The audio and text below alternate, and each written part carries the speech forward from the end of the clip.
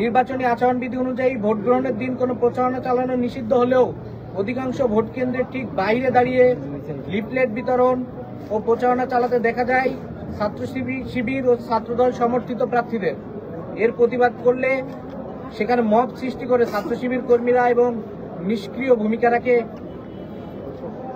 হল কর্তৃপক্ষ।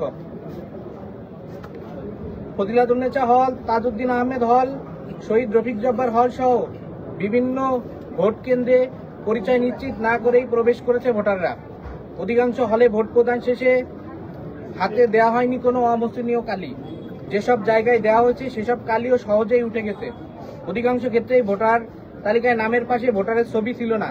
কাজী নজরুল ইসলাম হল সংসদের ব্যালট পেপারে 3 জনকে ভোট দেওয়ার জায়গা থাকার কথা থাকলেও 1 জনকে ভোট দেওয়ার জায়গা ছিল, ফলে ব্যালট পেপারে লিখে ভোট দিতে হয়েছে। ভোটার উপস্থিতি তালিকায় টিক দেওয়া হয়েছে কলমের পরিবর্তে পেন্সিল দিয়ে, ফলে একজন ব্যক্তির একাধিকবার ভোট দেওয়ার সুযোগ ছিল এবং কেউ এই সুযোগ গ্রহণ করেছে কিনা সে ব্যাপারে আমরা নিশ্চিত হতে পারছি না। ইতিমধ্যে শহীদ সালাম বরকত হলে একজন ভোটারের ভোট অন্য কেউ আগেই প্রদান করার অভিযোগ পাওয়া গেছে। সেই সাথে যুক্ত হয়েছে কেন্দ্রগুলোতে 10% অতিরিক্ত ব্যালট পেপার দেওয়ার ঘটনা। যদিও নির্বাচন কমিশন প্রতিশ্রুতি দিয়েছিল কেবলমাত্র প্রয়োজন হলেই ভোট কেন্দ্রে অতিরিক্ত ব্যালট পেপার পাঠানো হবে, এসব ঘটনা প্রমাণ করে একটি সুষ্ঠু নির্বাচন আয়োজনের জন্য প্রয়োজনীয় প্রস্তুতির বিন্দুমাত্র নির্বাচন কমিশনের ছিল না। সেই সাথে নারী হলগুলোতে প্রার্থী ও সাংবাদিকদের ঢুকতে না দেওয়ার ঘটনা নির্বাচনের স্বচ্ছতাকে প্রশ্নবিদ্ধ করেছে। নির্বাচনের সময় ছাত্রদল সমর্থিত প্যানেলের প্রার্থীরা আচরণবিধি লঙ্ঘন করে জোরপূর্বক 15 নম্বর ছাত্রী হলের ভোট কেন্দ্রে ঢুকে যায়। সে সময় সৃষ্ট হট্টগোলের ফলে 1 ঘন্টা ভোট প্রদান বন্ধ থাকে এবং সাংবাদিকদের হল থেকে বের করে দেওয়া হয়। শহীদ তাজউদ্দিন হলের ভোট কেন্দ্রে তারা একই কায়দায় ঢুকতে গেলে হট্টগোলের সৃষ্টি হয়। বিশ্ববিদ্যালয়ের প্রাক্তন শিক্ষার্থী ও বিশ্ববিদ্যালয়ের শাখা ছাত্র শিবিরের সভাপতি নির্বাচনী আচরণবিধি ভঙ্গ করে জাতীয় কবি কাজী নজরুল ইসলাম হলে প্রবেশ করেন। প্রতিটি ভোট কেন্দ্রে নির্বাচনী আচরণবিধি ভঙ্গ করে ভোটারদের লাইনের পাশে দিয়ে দাঁড়িয়ে ছাত্র শিবির সমর্থিত প্যানেলের টোকেন ও লিফলেট বিতরণ করেন তাদের কর্মীরা। ছাত্রী হলগুলোতে লাইন জ্যামিং করে ভোটদানের ধীরগতি এবং ভোট প্রদানের পর লাইনে দাঁড়িয়ে অন্যান্য ভোটারদের প্রভাবিত করার চেষ্টা চালায় ইসলামী ছাত্রী সংস্থার কর্মীরা।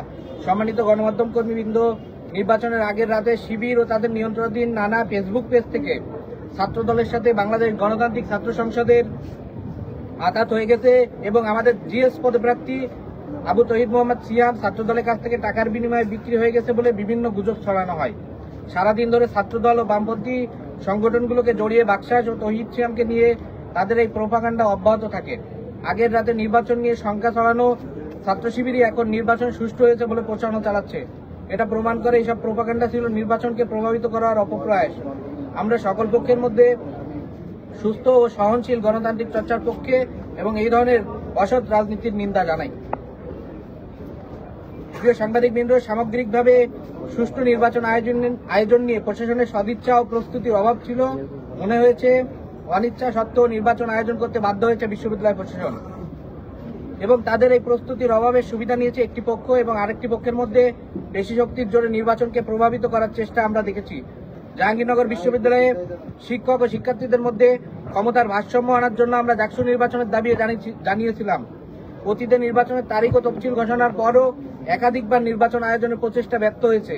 এবার আমরা একই ঘটনার পুনরাবৃত্তি দেখতে চাই না। আমরা আরও জানাতে চাই, ডাকসু নির্বাচন না হওয়ার পেছনে শিক্ষক রাজনীতির ভূমিকা অতীতেও ছিল এবং এবারও তা ডাকসু নির্বাচনকে প্রভাবিত করেছে। তবে এত প্রতিকূলতা অতিক্রম করেও নির্বাচনে শিক্ষার্থীদের ভোট প্রদান গণতান্ত্রিক প্রক্রিয়ায় অংশগ্রহণে তাদের আগ্রহের বহিঃপ্রকাশ। অসংখ্য অনিয়ম ও অব্যবস্থাপনা, প্রশাসনের পক্ষপাতদুষ্ট আচরণ এবং প্রশ্নবিদ্ধ নির্বাচন হওয়ার পরেও জাহাঙ্গীরনগর বিশ্ববিদ্যালয়ের শিক্ষার্থীদের জন্য শিক্ষক শিক্ষার্থীদের মাঝে ক্ষমতার ভারসাম্য আনার স্বার্থে আমরা মনে করি DUCSU after a bad election is better than no DUCSU. ব্যর্থ নির্বাচন কমিশনের সমন্বয়হীনতা, অদক্ষতা এবং আন্তরিকতা ও প্রস্তুতির অভাবের তীব্র নিন্দা জানাই আমরা এবং আমরা মনে করি এই নির্বাচন বিতর্কিত হওয়ার সকল দায়ভার নির্বাচন কমিশন ও প্রশাসনকেই নিতে হবে।